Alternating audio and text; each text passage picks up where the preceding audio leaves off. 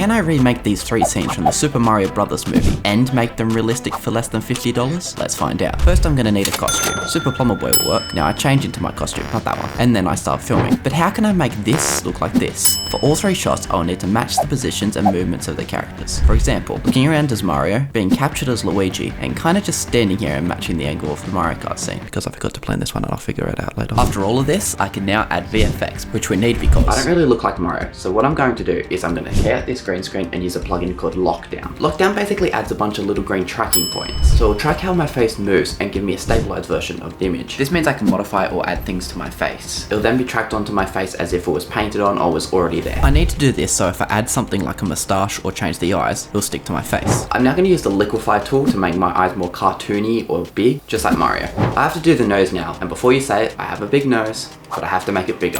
Probably wondering, why aren't I wearing a moustache for the costume? Well, the costume did come with a moustache, but it looks more like I was starring in a 1920s film. It's a me, Mario.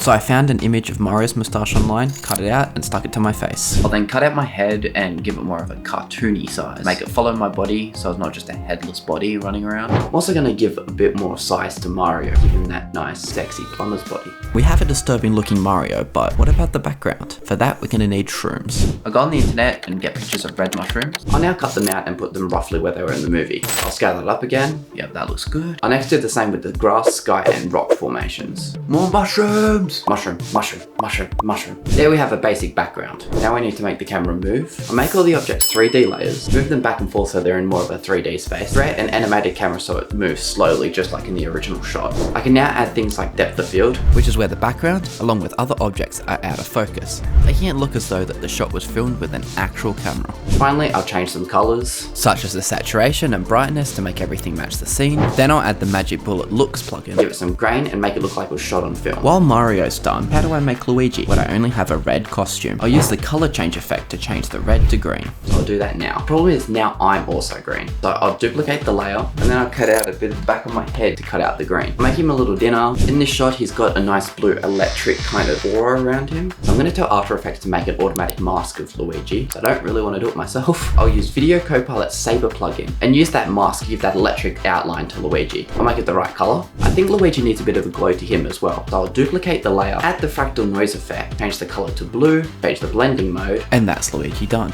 Now it's Bowser's turn. My first idea was to use the liquify tool to enlarge parts of my body and morph my face to look like Bowser's. Surprising no one, it looked awful. It turned out like this. And that's only when the video is not playing. When I'm moving around, so I deleted that. What I did next is I took an image of a T-Rex from Jurassic Park. I cut out the head, combined it with a turtle picture and the arms from one of these. T-Rex's face doesn't really look like Bowser's. So I had to change that. So I used the liquify tool to move the eyes and other features to give it more Bowser-like features, along with giving him buff arms. Just like me.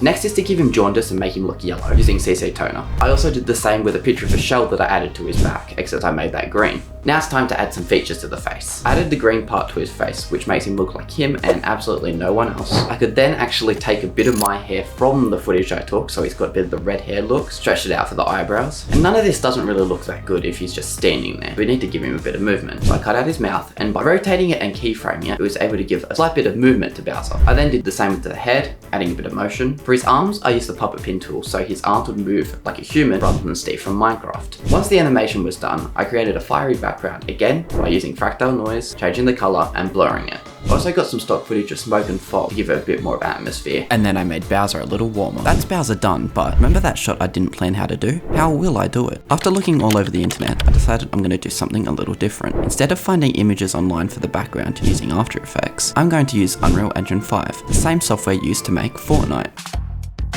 But how using a game engine to make a video work? Unreal Engine has been used to create virtual sets in films and shows such as The Mandalorian. They call this technology the volume. Since it uses a game engine, sets can be created and changed quickly and easily. Sadly, I don't have the same kind of budget that Disney does, so instead of a massive LED screen, I'm going to use this. First, I'll open up a new project and start creating the scenery. There are a lot of rocks in this scene, so I'll use the Quixel library to find pre-made rocks. These are great as I can put them wherever I want to match the scene. I also need to remember to put some in the sky for the floating islands. Next, drag in a mountain I found online, along with starting on waterfalls. Waterfalls are known as being hard to do, so I go on Epic Games, steal one, and whoa, look at that, it's there.